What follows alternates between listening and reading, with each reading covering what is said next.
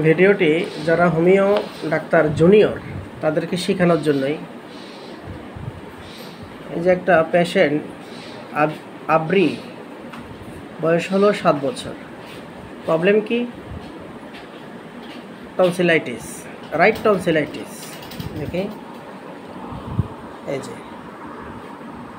এটা টনসিল, এই জায়গাটা টিস, টিস মানে প্রদাহ, যেমন ব্রঙ্কাইটিস, টনসিলাইটিস। টিস শব্দটা যখন কোনো শব্দের সাথে যুক্ত হবে সেখানে ইনফ্লামেশন বুঝতে হবে।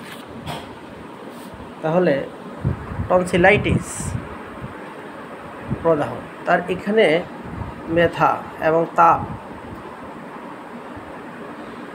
This is the chronic disease. এর আগেও একবার হয়েছিল, আর বছরখানেক আগে। এখন আমাদেরকে পার্মানেন্টলি ট্রিটমেন্ট করতে হবে। বাচ্চাটার গ্রো, যেটা জীবনী শক্তি, এটাকে আরও ডেভেলপ করতে হবে। ঠান্ডা তো খাবেই, ঠান্ডা তো খেতেই হবে।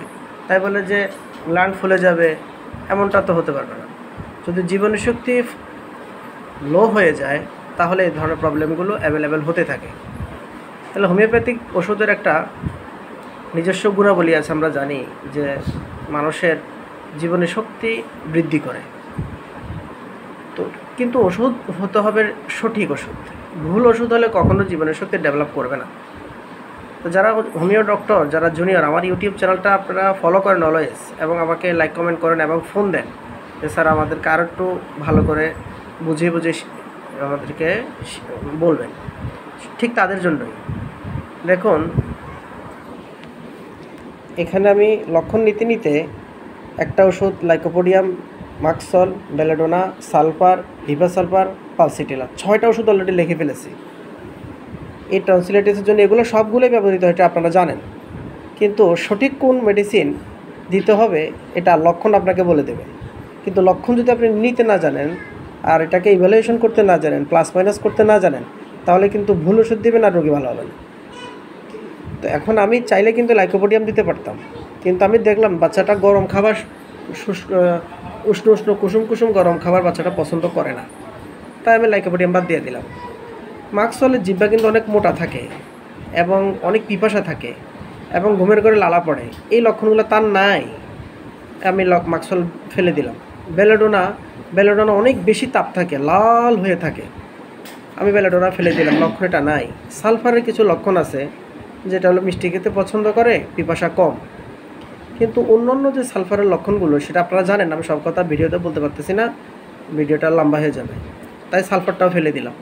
হিপাসালফারের কিছুটা লক্ষণ আছে, কিন্তু মেয়েটি টক খেতে অত ভারী পছন্দ করে না, তাই আমি হিপাসালফারে ফেলে দিলাম। কারণ হিপাসালফারের রোগীরা কিন্তু অনেক রাগী থাকে, মেজাজি থাকে, তাহলে আমি হিপাসালফারটা ফেলে দিলাম।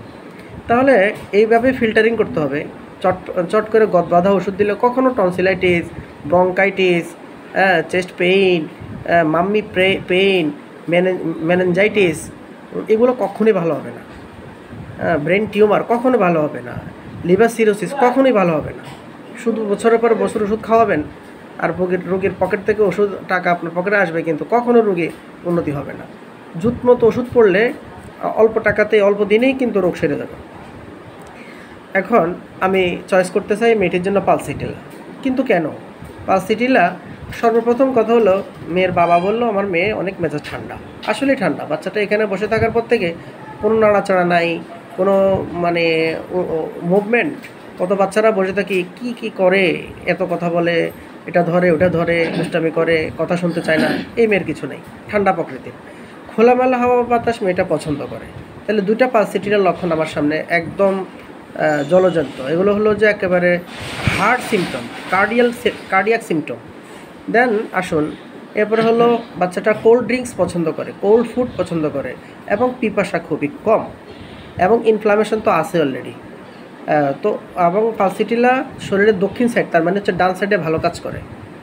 তাহলে পালসিটিলাই মেডিসিনটা এখন তার জন্য আমি চয়েস করলাম।